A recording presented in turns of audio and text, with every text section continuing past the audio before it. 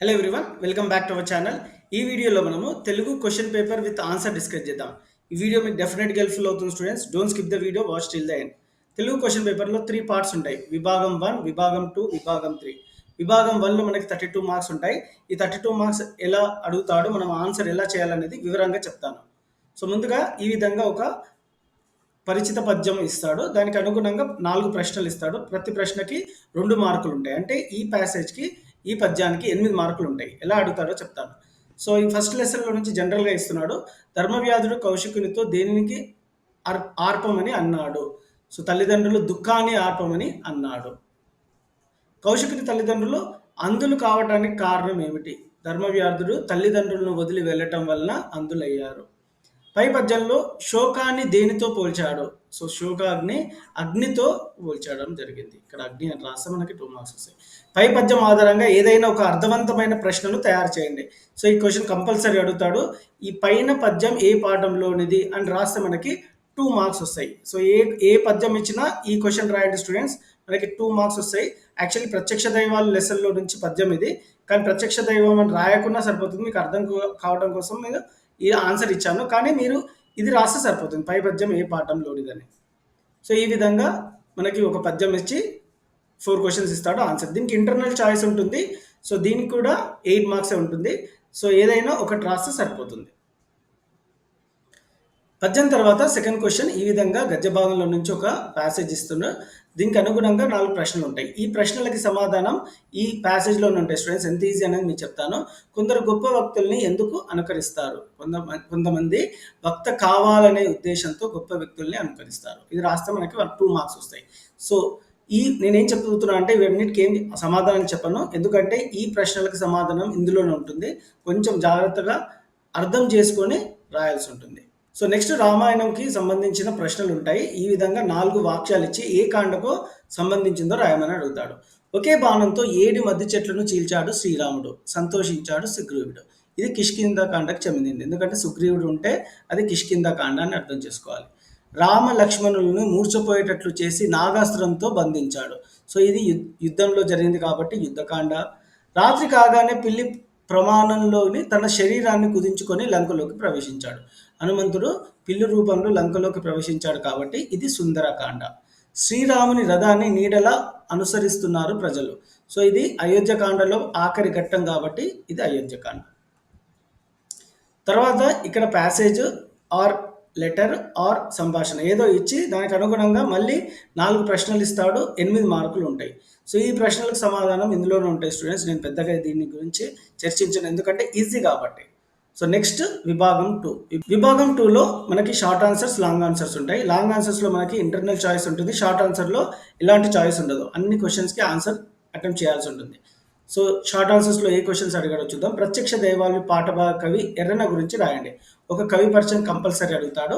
నాటకం ప్రక్రియ గురించి రాయండి.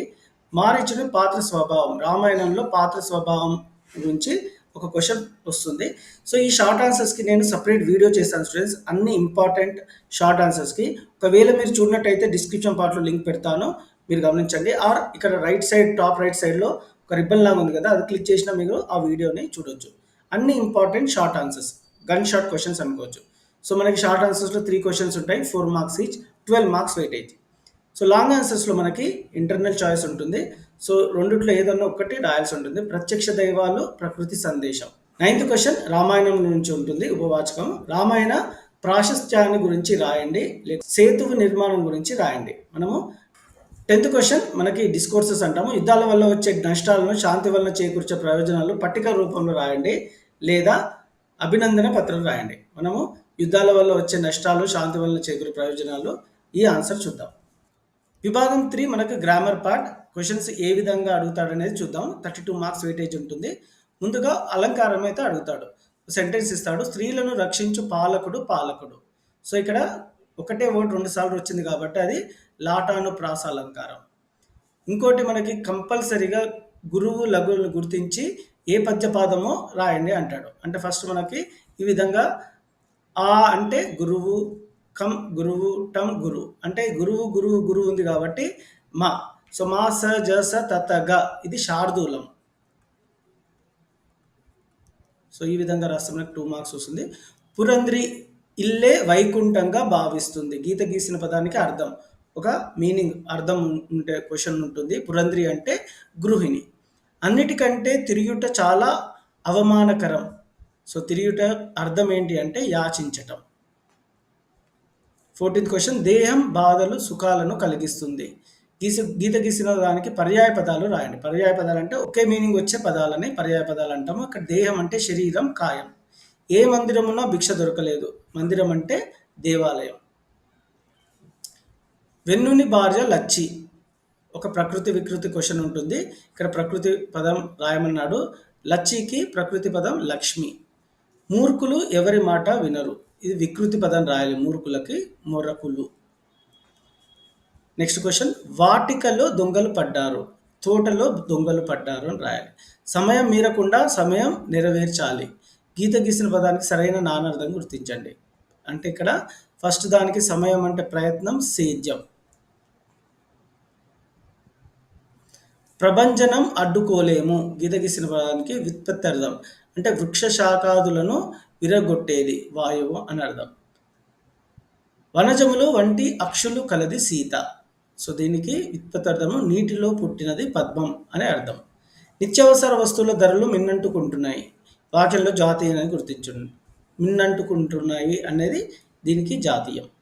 శ్రీరామ రక్ష, సర్వరక్ష, ఎవరైనా రక్షించుకోవడానికి ఉండేదాన్ని శ్రీరామ రక్ష అంటాం.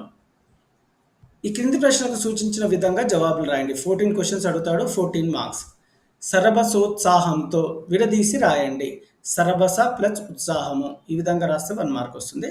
సో ఇప్పుడు మనకి విడదీసి ఇచ్చాడు, కలిపి రాయాలి. కెంపు ప్లస్ తామరలు, సంధి పదాన్ని కలిపి రాయండి.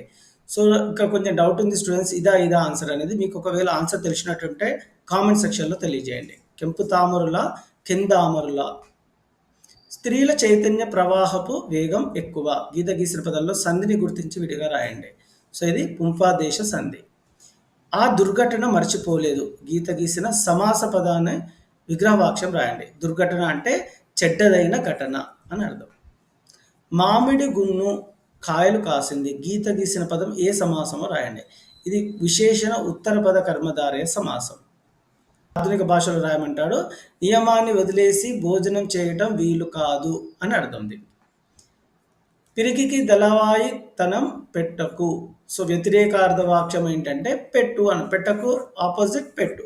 ఇది మిగతాదాన్ని యాజ్ ఇట్ ఈస్గా రాయాల్సి ఉంటుంది. కింది పదాల్లో వ్యతిరేకార్థాన్ని ఇచ్చే క్రియను గుర్తించి రాయండి. విని, చదివి, వెళ్ళి, తినక. తినక వ్యతిరేక క్రియ. రైలు వచ్చింది కానీ చుట్టాలు రాలేదు. ఇది ఏ రకమైన సంశ్లిష్ట వాక్యమో రాయండి. సో దీనికి ఆన్సర్ మీరు కామెంట్ సెక్షన్లో తెలియజేయండి స్టూడెంట్స్. హనుమ సముద్రం లంఘించను. సరైన కర్మని వాక్యం హనుమ చేత సముద్రం లంఘించబడింది అని రాయాల్సి ఉంటుంది. మీరు దేనినైనా సాధించగలరు. ఇది క్యాపబిలిటీకి సంబంధించింది కాబట్టి సామర్థ్యం అంటాం తెలుగులో. ఇది సామర్థ్యార్థక వాక్యం అంటాం. సముద్రం ఎవరు దాటుతారు క్వశ్చన్ ఉంది కాబట్టి ప్రశ్నార్థకం. This is about part A and part B students. ఒకవేళ ఈ వీడియో నచ్చినట్టుంటే please give a like, share with your friends. మన ఛానల్లో అన్ని సబ్జెక్ట్స్కి ఇంపార్టెంట్ క్వశ్చన్స్, ఆన్సర్స్ కూడా విత్ మోడల్ పేపర్స్ అప్లోడ్ చేస్తాను. Please do share and like this videos. Thank you.